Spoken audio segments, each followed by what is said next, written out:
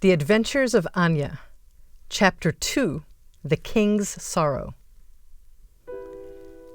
Anya received grave news from the messenger. King Gustav's daughter, Princess Elissa, had mysteriously vanished.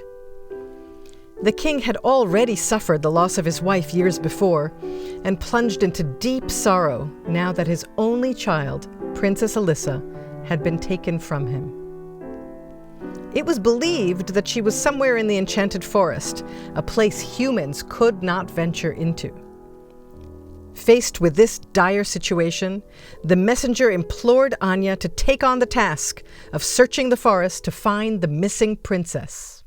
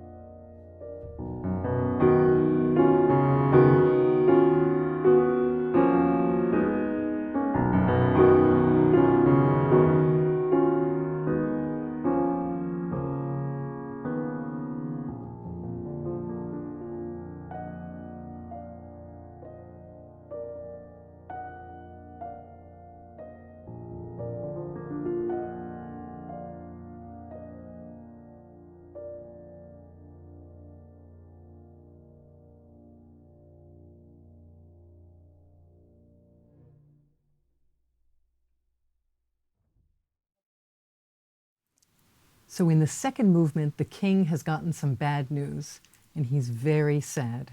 So before you even start to think about the piece, think about a time in your own life where you felt some sadness, and how did that feel inside? Because if you can capture that feeling, you'll play the piece just right. Then it starts with these chords in the right hand.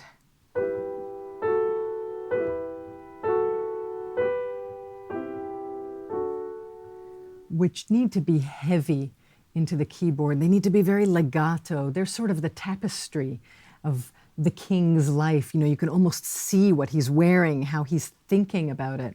So if you put weight on the outside of your arm and lean into this part, and then add the rest of the notes.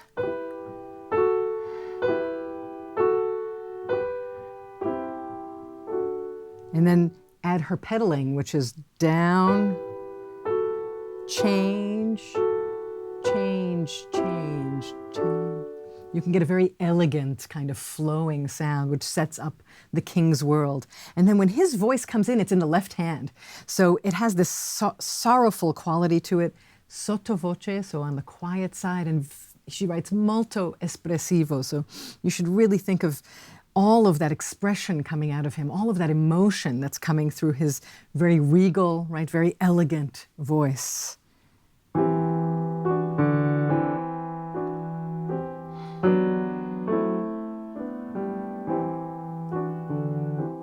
It's got that low voice that the king probably has that you can just imagine, and you can really feel that character. It's kind of nice with this piece that you get to play different characters yourself as you're playing the different pieces.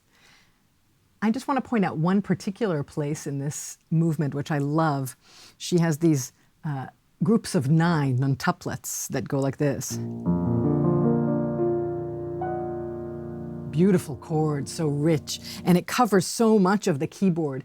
And what you can do in that time, you can take a little bit of time. You can allow that to have a little space. She writes rubato over it, and she cleverly divides up the hands. So you've got 3 notes, then 4, or I actually like to do 3, 3, 2. However you like to divide it, it doesn't really matter so long as you're giving it the space that it needs and not rushing that. That's not a hurried feeling. It's the kind of almost like laying down the carpet for the king to walk around in his sadness. So this is the king's sorrow.